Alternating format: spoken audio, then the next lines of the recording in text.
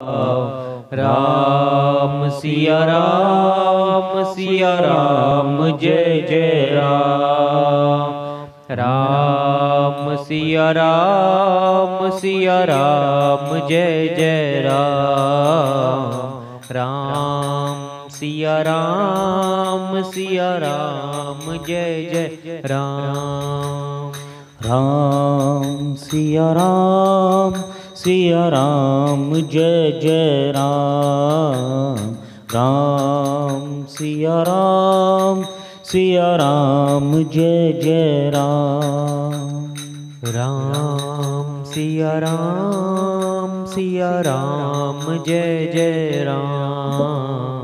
राम सिया राम जय जय राम। बोलो मर्यादा पुरुषोत्तम भगवान राम की जय। सद्गुरुदेव महाराज की जय। भरत जी भैया राम से मिलने के लिए वन जाने के लिए निकल पड़ते हैं। भरत जी गुरु वशिष्ठ को साथ लेकर, तीनों माताओं को साथ लेकर नगर के वासी जो श्री राम के दर्शनों के लिए आतुर हैं, समाज के ऐसे लोग जो अयोध्या में श्री राम को दोबारा देखने के लिए ललायत हैं, उन सब का संग करके भरत आज अपने भाई को दोबारा अयोध्या में वापस लौटाने के लिए और उनको राजा बनाने के लिए इस कामना के साथ वन की ओर प्रस्थान करते हैं। वन जाने से पहले राज्य की सारी व्यवस्था जो खास सूत्र वाले विश्वसनीय लोग हैं उनके हाथ में सौंपकर वन की ओर प्रस्थान करते हैं।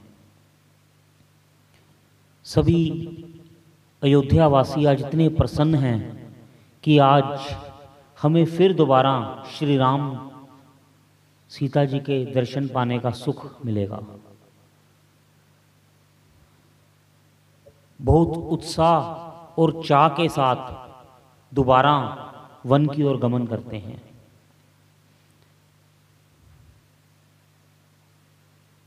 उसी मार्ग पर जिस मार्ग से भगवान श्री राम वन को गए हैं, भरत जी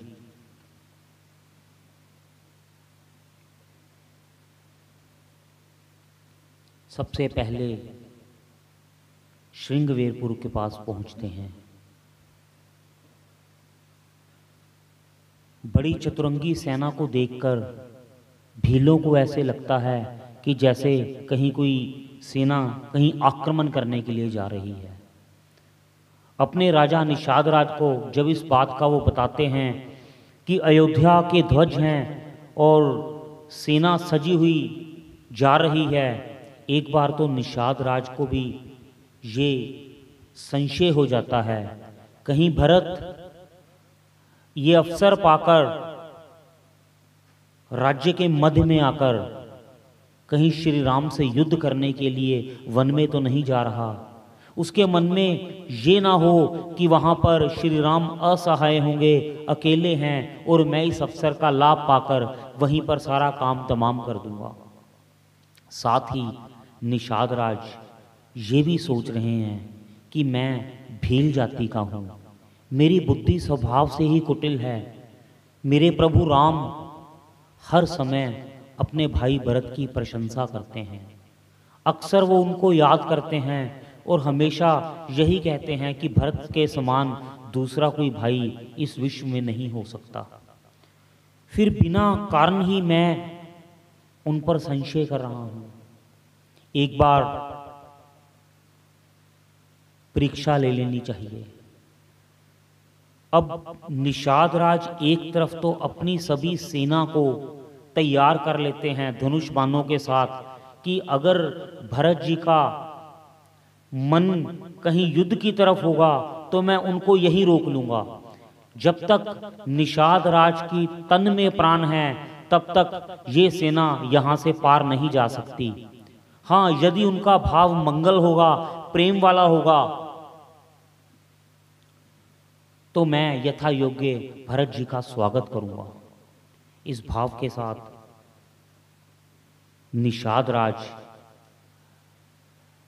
भरत जी की सभी समाज सहित स्वागत करने के लिए अपने कुछ खास भीलों को साथ में लेकर बहुत सारे फल फूल और कुछ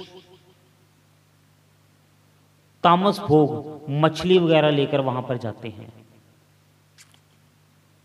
इस विचार के साथ कि भरत जी के मन के अंदर क्या है, जैसी जिस पदार्थ में उनके खाने की रुचि होगी वैसा ही उनका स्वभाव होगा। यदि वो फलों का कंद मूलों का सेवन करते हैं तो वो सात्विक भाव के साथ जा रहे हैं। अगर यदि वो मांसाहारी भक्षण करते हैं तो उनके विचार तामसी हैं। कहते हैं भोजन द्वारा भी हमारे स्वभाव का पता चल जाता है। हम कैसे किस भोजन के अंदर रुचि रखते हैं उससे हमारी भावना का पता चलता है।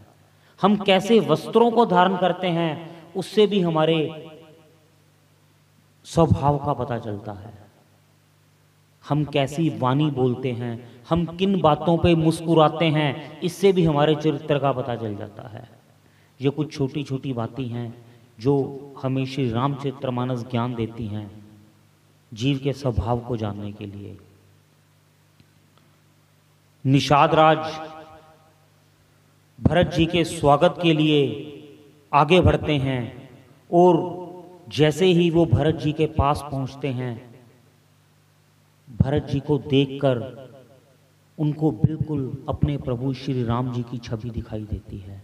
कहते हैं वही श्यामल देह, वही लंबी भुजाएं, कमल समान नेत्र और चेहरे पे तेज, लेकिन चिंता के कारण और शोक के कारण आज उस सूर्य की लालिमा पर, चंद्रमा की चांदनी पर कुछ सूनापन नजर आ रहा है।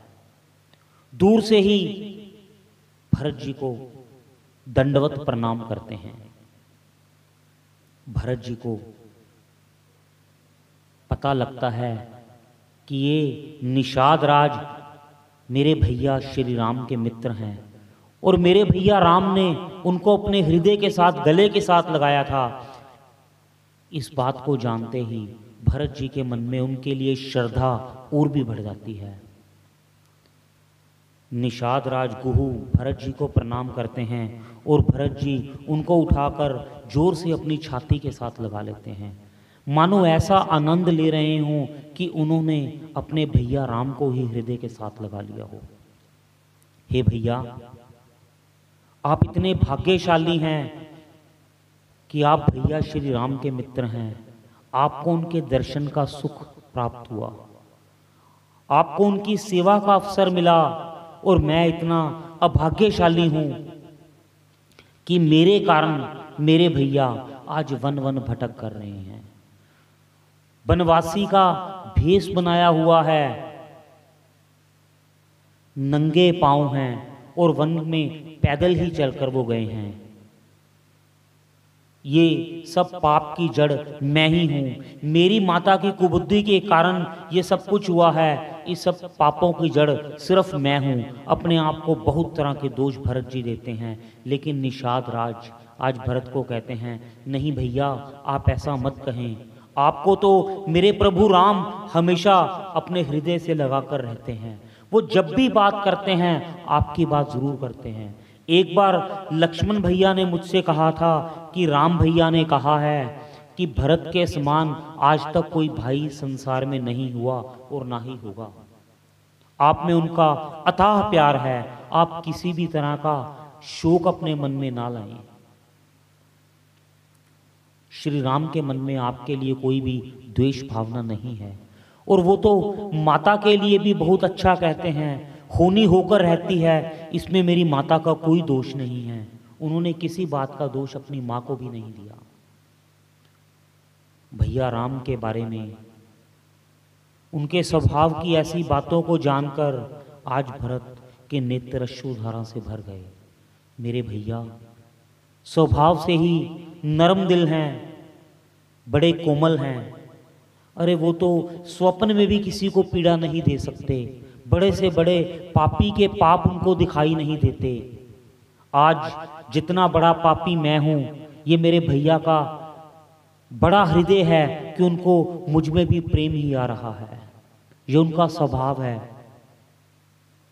ऐसा जानकर भरत जी उदास हैं और निषाद राज जी से पूछते हैं, जब मेरे भैया यहाँ पर आए, हे भैया मुझे वो स्थान दिखाइए जहाँ पर श्री राम आकर बैठे थे, जहाँ पर श्री राम ने विश्राम किया। वो कहाँ पर बैठे, वो किस मार्ग से चले, वो कहाँ पर उन्होंने रात्रि गुजारी, मुझे उस स्थान के दर्शन कराएं। भरत जी एक एक उस स्थान को ऐसे देख रहे हैं जैसे किसी तीर्थ स्थल के दर्शन कर रहे हों। जहाँ पर श्री राम ने पग धरे उस माटी को अपने मस्तक पर धारण करते हैं। जहाँ पर जिस बड़ वृक्ष के नीचे श्री राम सीता जी ने विश्राम किया, वो उस बड़ वृक्ष के नीचे बैठकर उस स्थान के ऊपर माथा टेकते हैं और कुछ देर एकांत में वहाँ पर भगवान श्री राम का ध्यान करते हैं। कहते हैं हर उस स्थान को भरत ने तीर्थ की तरह मान दिया जहाँ पर श्री राम ने अपने चरण रखे हैं। रात्रि निषाद राज के साथ चर्चा में गुजर गई, समय का पता ही नहीं चला। निषाद राज भरत जी से कहते हैं कि शायद आपके ही कारण मुझे अब दोबारा श्री राम के दर्शन का आनंद प्राप्त होगा। मुझे पता है श्री राम कहाँ पर हैं। सारी रात्रि श्री राम की चर्चा चलती रही कि भगवान किस मार्ग से कैसे गए, रास्ते में कौन से मुनियों से मिले, कौन कौन सी नदियों को उन्होंने पार किया, किस किस पर कृपा बरसाई। इसी चर्चा के साथ रात्रि बीत गई और सुबह निषाद राज साथ में भरत जी तीनों माताएं गुरु वशिष्ठ के साथ वन की ओर गमन करते हैं। गंगा जी को पार करते हैं, आगे भारद्वाज मुनि जी के आश्रम के पास आते हैं। भरत जी अपने इस मुख को, कि जो मुख श्री रामचंद्र जी के वन जाने का कारण है, श्री राम के वन जाने के कारण मेरे पिता को स्वर्गवासी होना पड़ा, इस शोक के कारण भरत जी ऋषि को अपना मुख दिखाने हुए भी शर्मा रहे हैं। उनकी हिम्मत नहीं पड़ रही, मैं क्या मुख लेके ऋषिदेव के पास जाऊंगा, क्या मुख लेकर मुनिवर के पास जाऊंगा। भरत जी भारद्वाज मुनि जी के आश्रम में जाकर ऋषि को दंडवत प्रणाम करते हैं और ग्लानि से भरा हुआ मन है, इसलिए नेत्र ऊपर उठ नहीं रहे हैं। अपने नेत्रों को धरती की ओर झुकाए उदास मुख द्वारा बड़े भाव के साथ भारद्वाज जी को प्रणाम करते हैं। भारद्वाज मुनि बहुत तरह से भरत जी की प्रशंसा करते हैं। हे भरत, यदि संसार में कोई आपको पापी कहता है तो जान लेना कि उसने कभी साधु समाज का संग नहीं किया, उसने कभी वेदों को नहीं पढ़ा। आपके बारे में ऐसा सोचना भी पाप है। जो जीव भरत को पापी जानेगा उसको इस लोक में भी सुख नहीं मिलेगा और उसको परलोक में भी सुख नहीं मिलेगा। आप महान हैं भरत, आप महान हैं। भरत जी का भारद्वाज जी बड़ा स्वागत करते हैं। उसके बाद भरत जी भारद्वाज मुनि भरत से कहते हैं, पता है जब प्रभु राम, सीता जी और लक्ष्मण जी मेरी कुटिया में आए तो मैंने बड़ा आनंद पाया। मुझे लगा कि मेरी बरसों की तपस्या का फल मुझे श्री राम के दर्शन से मिला, लेकिन श्री राम के दर्शन का क्या फल होगा ये मुझे ज्ञात नहीं था। आज भरत जी का मेरी कुटिया में आगमन हुआ तो हे भरत, आज मैं जान पाया हूं कि भगवान के दर्शनों का प्रताप आपके दर्शन है। इतना सम्मान भरत जी को भारद्वाज मुनि देते हैं। भरत भक्त हैं, भरत भक्त हैं और भक्त के दर्शन भगवान के दर्शन से भी ज्यादा उत्तम बताए हैं भारद्वाज मुनि ने। यहां पर भारद्वाज मुनि हमें ये संदेश दे रहे हैं कि जब आपको भगवान के दर्शनों का लाभ प्राप्त हो जाए तो उसका भी एक फल मिलता है। उसका फल क्या है कि आपको भक्त के साथ सत्संग करने का अवसर प्राप्त होता है। तो भक्त की महिमा भगवान से भी बढ़कर बता रहे हैं। इसके बाद भरत जी आगे का मार्ग तय करते हैं, यमुना जी को पार करते हैं। स्नान करने के बाद यमुना जी को प्रणाम करते हैं। भरत जी पूरी वन की यात्रा को नंगे पांव ही चलते हैं। मंत्रियों ने कहा, नगरवासियों ने कहा, भरत जी आप पादुकाएं तो ग्रहण कर लें, बड़ा कंटीला मार्ग है। और वहां पर भरत ने कहा, मेरे प्रभु ने ये मार्ग बिना पनैया पहने ही चले हैं। उन्होंने भी कोई पादुकाएं नहीं धारण कर रखी थी जब इस वन में आए। तो अगर मैं सिर के बल चलकर भी इस मार्ग को तय करूं तो ये कोई बड़ी बात नहीं है। अर्थात भरत जी कहना चाह रहे हैं, हक तो मेरा ये बनता है कि अगर मेरे भैया नंगे पांव इस धरा पर चले हैं तो मुझे सिर के बल चलकर जाना चाहिए, पर ऐसा हो नहीं सकता। लेकिन भरत आज नंगे पांव वन की ओर जा रहे हैं।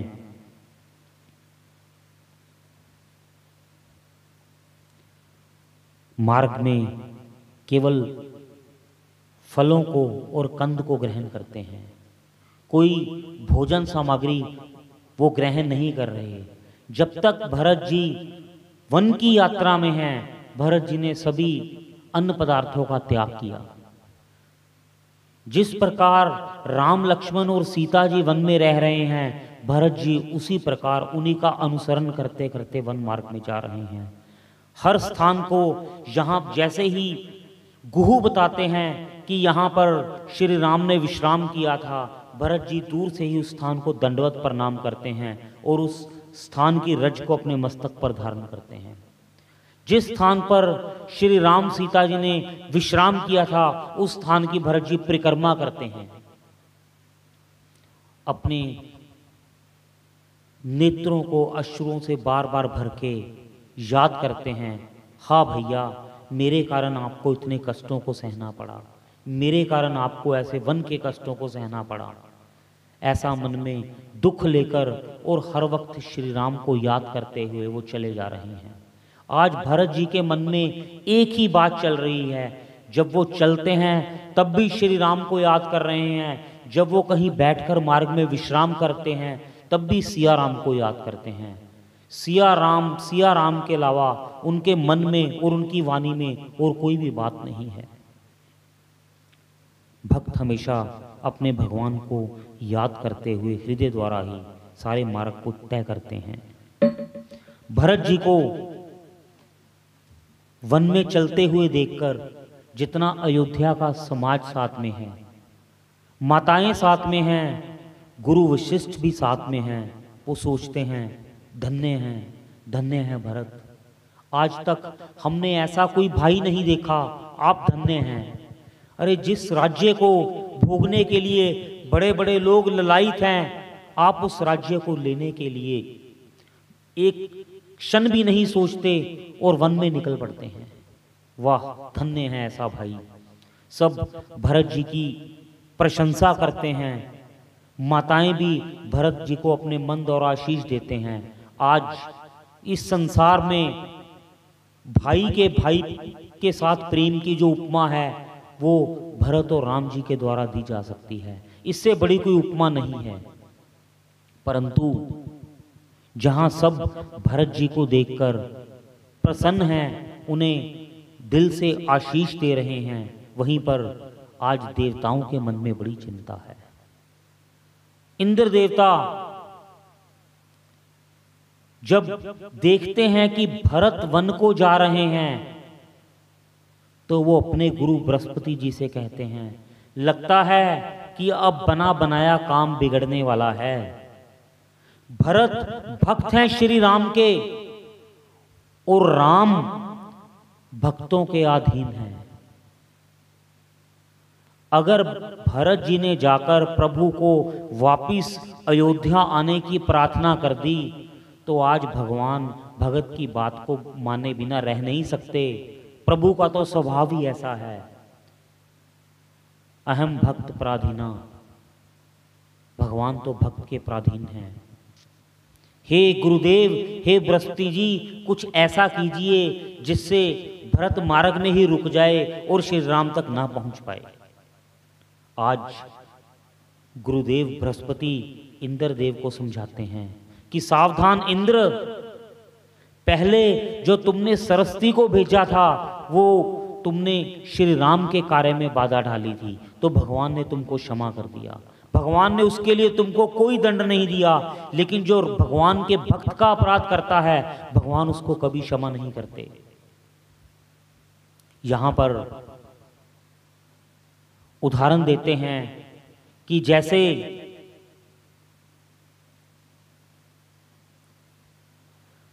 दुर्वासा ऋषि को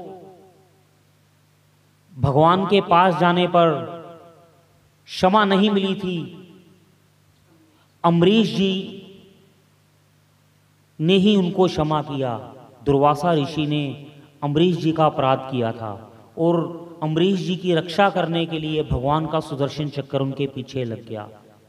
दुर्वासा भगवान की शरण में गए, मैं प्रभु आपकी शरण में आया हूँ, मेरी रक्षा कीजिए। तो भगवान ने कहा, आज तूने मेरे भक्त का अपराध किया है, मैं भी तुम्हें क्षमा नहीं कर सकता, मैं तो अपने भक्त के अधीन हूँ। इस बात को याद करवाते हुए गुरुदेव बृहस्पति आज इंद्र को रोकते हैं कि सावधान इंद्र, भगवान के भक्त का अपराध मत करना, वरना श्री राम तुम्हें क्षमा नहीं करेंगे। जो अपराध भगत कर कर ही राम रोष पावक सो जर ही, लोक हुबेद विदित इतिहासा, यह महिमा जानी दुर्वासा। राम सिया राम जय जय राम।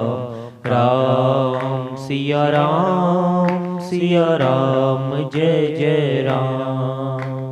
राम सिया राम जय जय राम। राम सिया राम जय जय राम। यहाँ यमुना तट पर रात्रि गुजारने के बाद निषाद राज भरत जी को पर्वत शिरोमणि कामदगिरी के दर्शन करवाते हैं। वो देखिए दूर से कामदगिरी पर्वत नजर आ रहे हैं। यहीं पर पयस्विनी नदी के तट पर श्री राम जी का निवास है। यहीं पर श्री राम भाई लक्ष्मण जी और सीता जी के साथ विराज रहे हैं। दूर से ही उस स्थान के दर्शन करके सबके दिलों में बड़ा हर्ष होता है। वहीं पर रात्रि गुजारते हैं सभी। वहीं आज सीता जी को स्वप्न के अंदर भरत जी के और माताओं के दर्शन होते हैं। सीता जी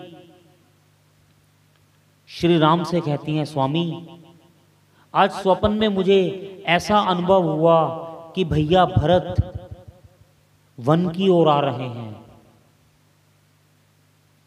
साथ में तीनों माताएं हैं, गुरुदेव भी साथ में हैं, परंतु माताओं के वस्त्रों को देखकर कुछ अच्छा नहीं लग रहा, मन में कुछ अमंगल होने की भावना आ रही है, जैसे माताएं कुशल से ना हो। हे विधाता, मेरे ससुर जी ठीक हों। श्री राम इस बात को सुनकर उदास हो जाते हैं और विधाता से प्रार्थना करते हैं कि सब मंगलमयी हो, कुछ भी ऐसी अप्रिय समाचार सुनने को ना मिले।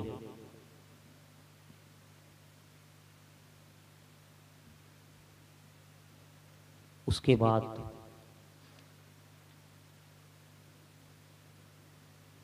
भील इकट्ठे होकर श्री राम की कुटिया में आते हैं। हे प्रभु, कोई बहुत बड़ी सेना हाथी घोड़ियों के साथ हमारी कुटिया की ओर चली आ रही है।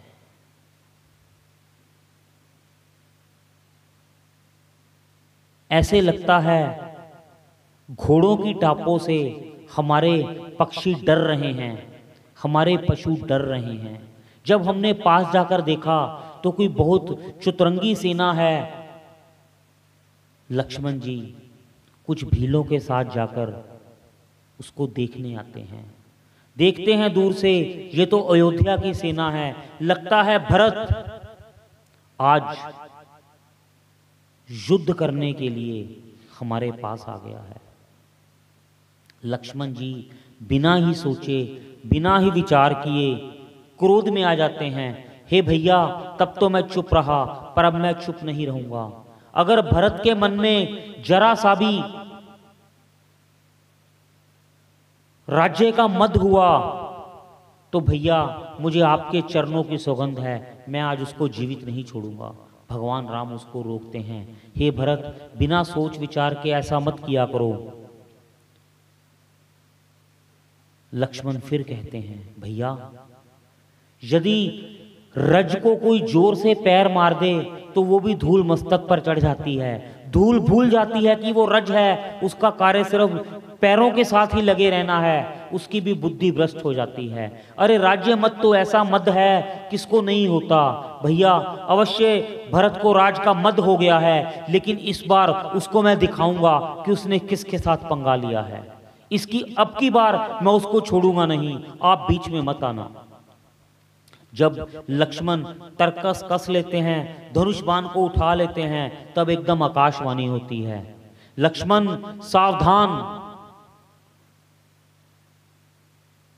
बिना विचारे कोई कार्य नहीं करना चाहिए। अरे अयोध्या का राज्य तो का, तीनों लोकों का राज्य भी अगर भरत को मिल जाए तो उसको राजमद नहीं हो सकता।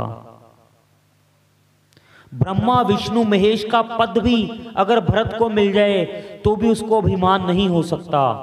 विचार कर, अंधकार चाहे सूर्य को निकल जाए, आकाश चाहे बादलों में समाकर मिल जाए, गो के खुर जितने जल में महर्षि अगस्त्य डूब जाएं, ऐसा हो सकता है, पर भक्त भरत को कभी मद नहीं हो सकता।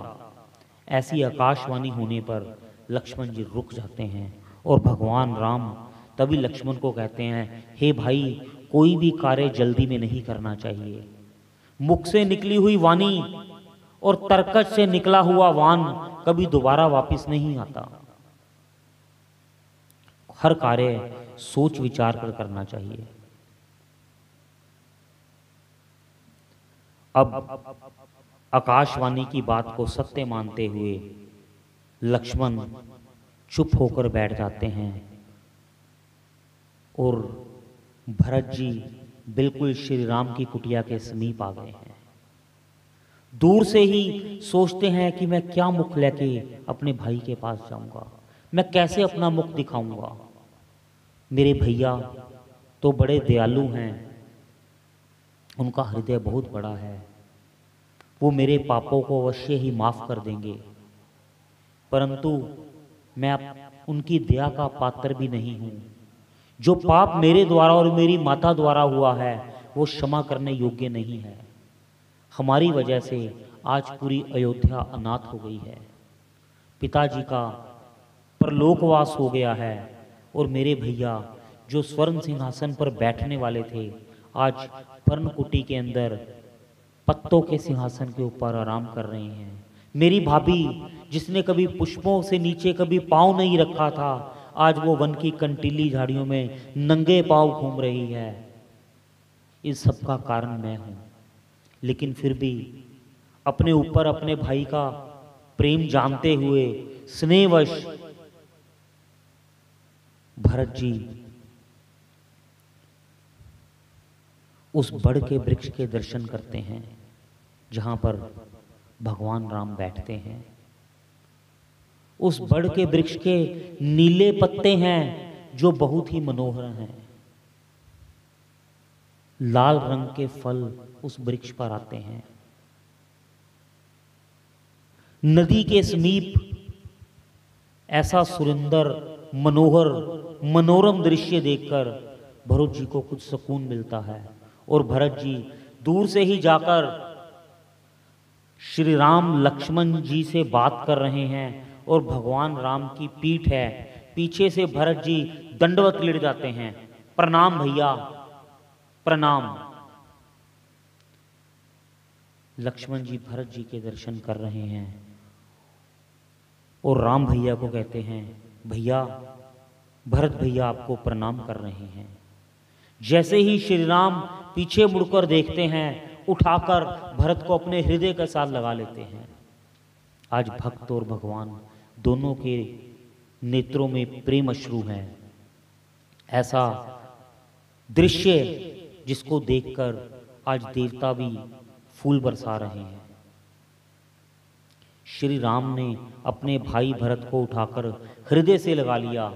जैसे भरत जी ऐसे प्रसन्न हैं जैसे किसी दरिद्र ने आज बहुत बड़ी संपत्ति पाली हो, जैसे जन्मों के प्यासे ने जल पा लिया हो, जैसे हृदय से सच्चे भक्त ने आज परमात्मा को पा लिया हो। आज भरत जी अपने भाई के हृदय के साथ लगे हुए हैं। मुख से कोई भी वचन नहीं निकल रहे हैं। श्री राम भी बड़े आनंद में हैं।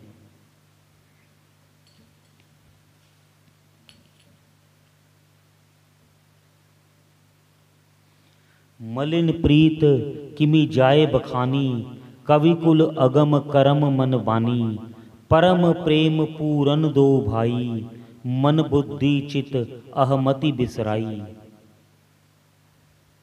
कहते दोनों भाइयों की प्रीत कवि कहता है मैं कैसे बखान कर सकता हूँ। कवि के पास भी उन दोनों भाइयों की प्रीत को बताने के लिए शब्द नहीं है, क्योंकि प्रीत भी शब्दों का विषय नहीं है, सिर्फ एहसास है। ये रूह से महसूस करो। प्यार को प्यार ही रहने दो, इसे कोई नाम ना दो, इसका कोई नाम नहीं है। दोनों भाई अपने आप में प्रेम के पूर्ण हैं।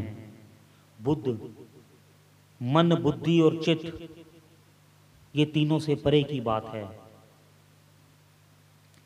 इस तरह निषाद राज ने बताया कि भगवान गुरु वशिष्ठ भी साथ में आए हैं, तीनों माताएं भी साथ में आई हैं।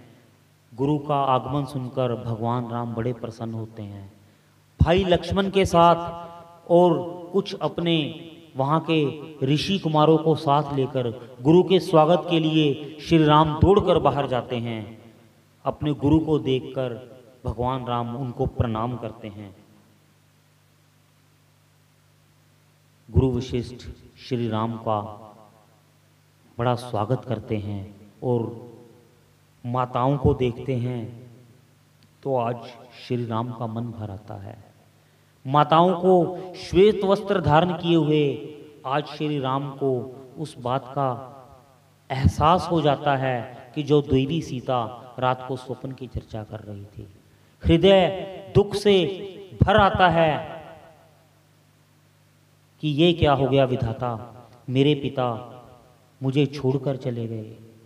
श्री राम आज एक बालक की तरह फूट फूट कर रो रहे हैं। सबसे पहले माता कैकेयी को चरण वंदना करते हैं। माता उनको हृदय से लगा लेती है। फिर माँ सुमित्रा को प्रणाम करते हैं उसके बाद माता कौशल्या को प्रणाम करते हैं। आज माताओं को इस रूप में देखकर, इस भेष में देखकर राम के हृदय को बड़ी पीड़ा हुई है। सभी को कुटिया के अंदर लेके आया जाता है, यथा योग्य रहने की व्यवस्था की जाती है। सारी रात महाराज दशरथ के यश की बात करते करते निकल जाती है। श्री राम भी सारी रात रोकर निकालते हैं, भरत जी भी रोकर निकालते हैं, सारा समाज भी आज महाराज के यश को गा गा कर और उनको याद कर करके आंसू बहाकर रात्रि पूरी करती है। कोई व्यक्ति, कोई भी जीव रात्रि का भोजन नहीं करता, सारी रात्रि बिना खाए पिए ही निकल जाती है।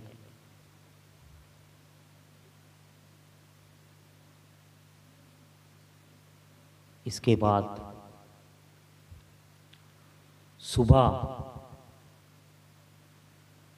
गुरु वशिष्ठ श्री राम लक्ष्मण द्वारा अपने राजा दशरथ के लिए, उनके लिए तर्पण करवाते हैं। जो भी क्रियाएं शास्त्रों में लिखी हुई हैं वो क्रियाएं भगवान राम और लक्ष्मण अपने पिताजी के लिए करते हैं। इसके बाद भरत जी आज मन में सोच रहे हैं कि मैं यहाँ आ तो गया हूँ, मैं ऐसा क्या करूँ जिससे मैं अपने भैया राम को वापिस अयोध्या ले जाऊँ। किस तरह बात शुरू करूँ, कुछ मन में समझ नहीं आ रही कि भैया को किस तरह समझाऊँ, मैं किस मुख से, मैं तो उनका सेवक हूँ, मैं उनको किस अधिकार से ये बात कह सकता हूँ। सेवक का कार्य तो सिर्फ स्वामी की सेवा करना है, मैं उनको आदेश कैसे दे सकता हूँ। यही कल्पना बार बार मन में चल रही है। ऐसे कैसे हो कि भैया राज्याभिषेक करवा लें, राजा बन जाएं और अयोध्या को वापस चलकर सारी नगरी को सनाथ कर दें। हम पर ऐसी कृपा कैसे होगी। गुरुदेव से प्रार्थना करूंगा, मैं गुरुदेव से कहूंगा। गुरुदेव की बात को भैया कभी भी नहीं टालते। यदि गुरुदेव भैया को ये आज्ञा दे दें कि राम तुम अयोध्या को वापस चलो, तो भैया उनकी बात को नहीं टालेंगे। पर नहीं, गुरुदेव मेरी बात क्यों मानेंगे, हूं तो मैं कैकई का ही पुत्र ना। ऐसी कुटिल माता का पुत्र भी तो कुटिल ही होगा। यद्यपि गुरुदेव का मुझ में बड़ा प्रेम है, लेकिन अंदर से तो वो जानते ही होंगे। मैं उनको कैसे ये बात कह सकता हूं, मैं गुरुदेव को आज्ञा कैसे दे सकता हूं। ये सोचते हुए तो मैं क्यों ना श्री राम से ही प्रार्थना कर लूं। ऐसे मन में कई तरह के विचार करके कभी ऐसा कर लूंगा, कभी वैसा कर लूंगा। ये सोचते सोचते भरत जी की रात्रि इसी बात में ही निकल गई और सुबह होती है। अपने नित्य क्रम करने के बाद श्री राम को भी प्रणाम ही करते हैं भरत जी। तभी एक दूत आकर कहता है कि गुरु वशिष्ठ आपको याद कर रहे हैं। भरत जी गुरु जी की बात सुनकर, उनका बुलावा सुनकर दौड़कर गुरु की तरफ जाते हैं। हे गुरुदेव, आज्ञा कीजिए, आपने मुझे याद किया। भरत, तुम्हारे प्रेम के आगे सारा ज्ञान बह जाता है। तुम प्रेम का अथाह सागर हो और इस सागर के अंदर ज्ञान चर्चा का कोई मूल्य नहीं है। अब कोई ऐसा मार्ग तुम बताओ जिससे सबका कल्याण हो, अयोध्या सनाथ हो, श्री राम राज्य तिलक को ग्रहण करें और अयोध्या को वापस लौट आएं। गुरुदेव, आप मुझसे ये बात पूछ रहे हैं? मैं तो अभी बालक हूं, दूध मुहा, मैं आपको क्या बता सकता हूं। आप ज्ञान के भंडार हैं, आप सारी बात का बोझ मेरे ही कांधों पर मत डालें। आपसे विनय है, आप इसका अवश्य ही के समाधान करें। जो आप आज्ञा देंगे मैं उसको शीश नवाकर पूरा करूंगा। आज वशिष्ठ जी एक बात कहते हैं, कहते मेरे मन में तो एक बात आ रही है कि यदि भरत तुम वन को चले जाओ शत्रुघ्न के साथ और श्री राम, लक्ष्मण और जानकी जी अयोध्या को वापस आ जाएं, हम ऐसा उनसे बात कर सकते हैं। अगर प्रभु इस बात को मान गए तो बहुत अच्छा होगा। अपने वन जाने की बात सुनकर भरत ऐसे प्रसन्न होते हैं जैसे पूरे संसार का लाभ उनको मिल गया हो। जो राजा बनने वाला है, जो राज्य के सुख को भोगने वाला है, आज अपने बड़े भाई को दोबारा अयोध्या में लाने की बात सुनकर और खुद वन में ठोकरे खाने की बात सुनकर प्रसन्नता को पा रहा है। शत्रुघ्न जी भी इस बात को सुनकर बड़े प्रसन्न होते हैं। हे प्रभु, अगर ऐसा हो जाए, आपने तो मेरे सारे शोक का समाधान कर दिया। इससे ज्यादा खुशी की बात क्या होगी। मैं और शत्रुघ्न दोनों वन को चले जाते हैं और भैया राम, लक्ष्मण और जानकी तीनों अयोध्या वापस आ जाएं, सारी अयोध्या सनात हो जाएगी, माताओं को भी सुख होगा। इस बात को सुनकर और भरत जी की खुशी को देखकर सब कहते हैं धन्य है भरत जी, धन्य है। और वहीं इस बात को सुनकर माताओं को थोड़ी उदासी है। माताएं सोचती हैं हमारी तो वही स्थिति है, अब भी 2 पुत्र वन में हैं, तब भी 2 पुत्र वन में रहेंगे, पर अगर विधाता को यही मंजूर है तो यही ठीक है।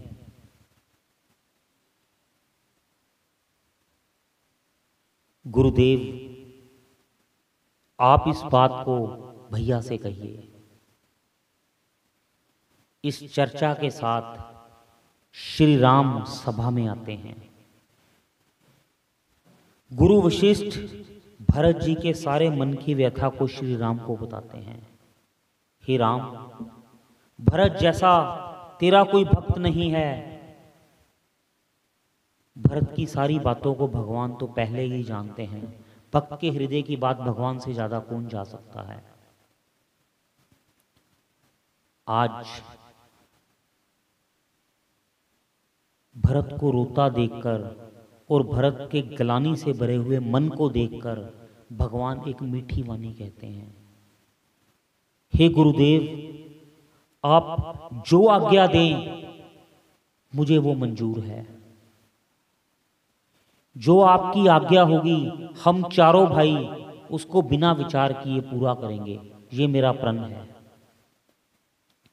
गुरुदेव के मुख से ऐसे सुंदर वचन सुनकर, श्री राम का ऐसा भाव जानकर भरत बड़े प्रसन्न होते हैं। लगता है आज विधाता मेरा काम जरूर बनवाएगा, आज विधाता फिर मुझसे प्रसन्न है। लग रहा है कि अब बात बन जाएगी। अयोध्या वासियों के मन पर खुशी की लहर आप आ जाती है कि वाह, लगता है बात बन गई। श्री राम, गुरु वशिष्ठ कहते हैं, हे राम, आप भगवान का अवतार हैं। आपने देवताओं के कार्य को सिद्ध करने के लिए ही वन को वास किया है, राक्षसों को वध करने के लिए और इस धरा को अधर्म से मुक्त करने के लिए आप वन को आए हैं। इस बात को मैं जानता हूं, परंतु हे राम, मेरा सारा ज्ञान भरत के प्रेम रूपी समुद्र के आगे बह गया। जहां भरत का प्रेम है वहां मेरा ज्ञान काम नहीं आता। अब मैं जो भी बात कह रहा हूं उसमें ज्ञान की नहीं, प्रेम से सनी हुई बात है। भरत सारा राज तिलक का सम्मान साथ लेकर आए हैं। आप ऐसी कृपा कीजिए जिससे मेरे भरत को सुख हो। मेरी श्री राम आपसे यही प्रार्थना है कि जिस चीज से मेरे भरत को आनंद हो, जिस चीज से मेरे भरत को सुख हो, आप कृपया वही कार्य कीजिए। भरत जी बड़े प्रसन्न हैं कि मेरे प्रति मेरे गुरु का ऐसा भाव, जो स्वभाव से ही कुटिल हूं मैं, मेरे पाप के कारण मेरे भैया आज वन में हैं। सारे फसाद की जड़ मैं हूं और फिर भी मेरे गुरुदेव का मुझ पर इतना स्नेह। और गुरुदेव की बात सुनकर आगे श्री राम क्या कहते हैं, गुरुदेव आपने जो कहा वो सत्य है। जो भी जीव इस संसार में भरत को इस बात के लिए दोषी मानता है वो बहुत बड़े पाप का भागी होगा। मैं जानता हूं मेरे भाई भरत से ज्यादा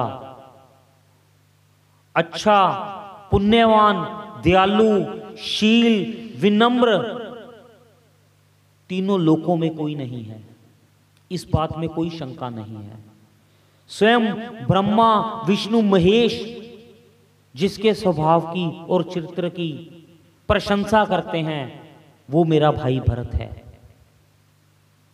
और गुरुदेव आपके प्रति उसका ऐसा स्नेह देखकर आज मेरा सीना और भी चौड़ा हो गया। मेरे भरत ने ऐसे कर्म किए कि मेरे गुरु से इतने प्रसन्न हैं। हे गुरुदेव, मैं भी आपके चरणों की सौगंध खाकर ये बात कहता हूं।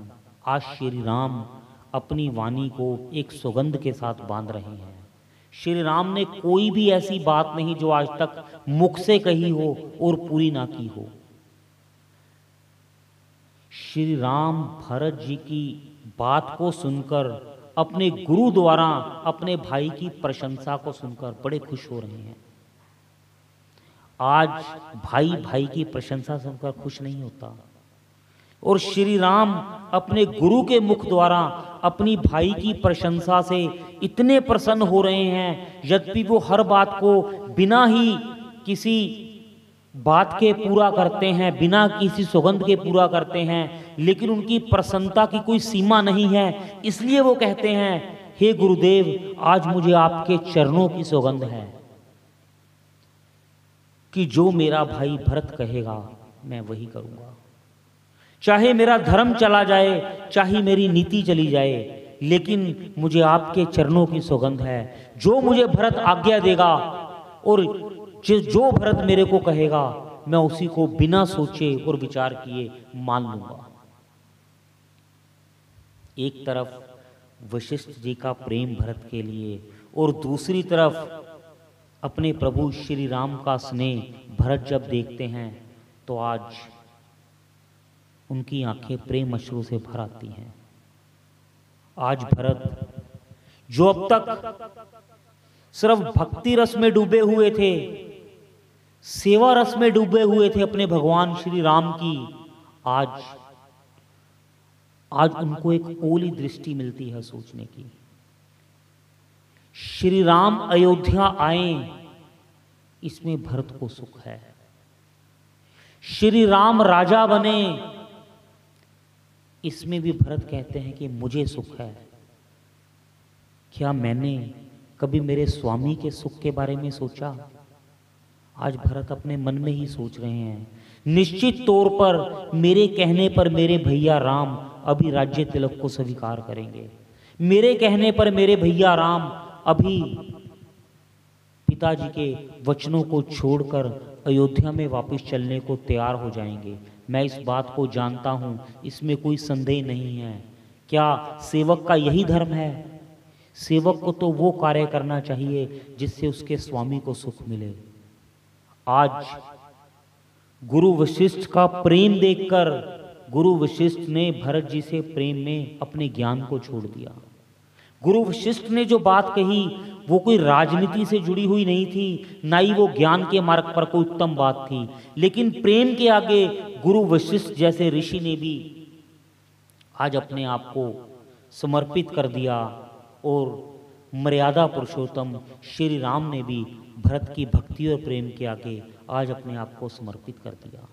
और भरत सोच रहे हैं कि मैं जड़ की तरह खड़ा यही सोच रहा हूँ। आज विधाता मुझसे प्रसन्न है, लगता है मेरे सारे कार्य बनने वाले हैं। मैं आज भी वही सोच रहा हूँ कि मेरे सारे कार्य बनने वाले हैं। हूँ तो मैं उसी कैकई का पुत्र ना, बबूल के पेड़ से आम कहाँ से हुए। मेरी माता ऐसी है तो मैं भी तो ऐसा ही हूँ। आज भरत मन ही मन अपने आप को कोस रहे हैं और साथ ही विधाता को फिर धन्यवाद देते हैं कि हे प्रभु, आज आपने मेरी बुद्धि को सुधार दिया। आज आपने मेरे मन के अंदर जो मोह छाया हुआ था उसको मिटा दिया। और हाथ जोड़कर भरत अपने भाई से प्रार्थना करते हैं, भैया आपने मुझ जैसे पापी को इतना सम्मान दिया। आप दयालु हैं, ये आप कृपालु हैं, इस बात में कोई संदेह नहीं है। आप बड़े बड़े पापियों को भी माफ करने का दिल रखते हैं। हे प्रभु, मैंने अब तक जितनी भी बातें यहाँ पर कही अपने ही प्रेम और स्नेह के वश में होके कही, लेकिन भैया आज मेरे नेत्र खुल गए हैं। आप अयोध्या को वापस जाएं और मैं सभी राज्य तिलक की तैयारी करके आया हूँ, और आप आज्ञा दें तो मैं 14 वर्ष तो क्या आजीवन वन में रहने को तैयार हूँ। लेकिन आपके अयोध्या वापिस आने से सारी अयोध्या सनात हो जाएगी, माताओं को आराम होगा, प्रजा को सुख होगा। यदि आपको ये बात उचित ना लगे, मैं, लक्ष्मण और शत्रुघ्न तीनों भाई वन को चले जाते हैं, आप भाभी सहित अयोध्या को वापस आ जाएं, यदि आपको ये बात उचित लगे। हे प्रभु, आपको जो उचित लगे, मैं वचन देता हूं कि आपकी बात को मैं बिना सोचे समझे मानूंगा।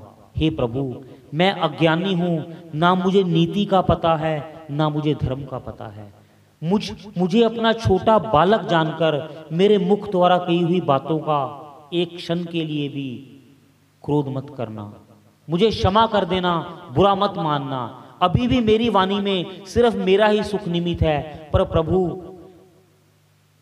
जो आपको उचित लगे आप वही मुझे आज्ञा दीजिए। भरत जी के सुंदर वचनों को सुनकर, भरत जी के भाव को जाकर सब धन्य है, धन्य है, धन्य है, सब भरत जी के भाव को धन्य कहते हैं। भरत जी की भावना को जानकर देवता भी फूल बरसा रहे हैं। गुरु वशिष्ठ बहुत प्रसन्न हैं, माताएं बड़ी खुश हो रही हैं। स्वयं भगवान श्री राम आज अपने हृदय में सोच रहे हैं, ये मेरा भाई भरत है, ये मेरा भाई भरत है। भरत का हृदय इतना बड़ा है, भरत के भाग्य की सराहना, भरत के हृदय की सराहना कर रहे हैं।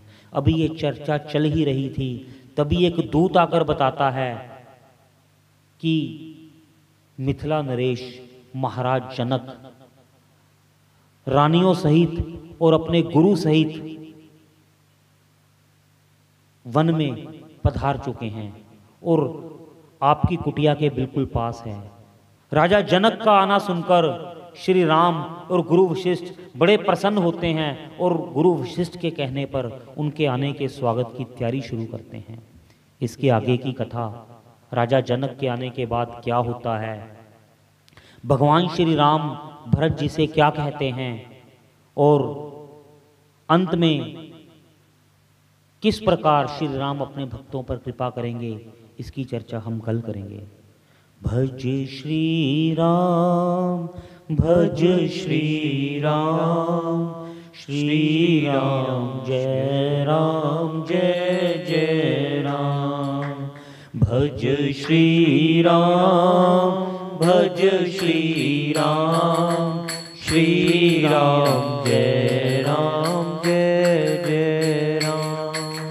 श्री राम जय राम जय जय राम, श्री राम जय राम जय जय राम। श्री राम जय राम जय जय राम, श्री राम जय राम जय जय राम। श्री राम जय राम जय जय राम, श्री राम जय राम जय जय राम। श्री राम जय राम जय जय राम, श्री राम जय राम जय जय राम। भज श्री राम, भज श्री राम, श्री राम जय राम जय जय राम।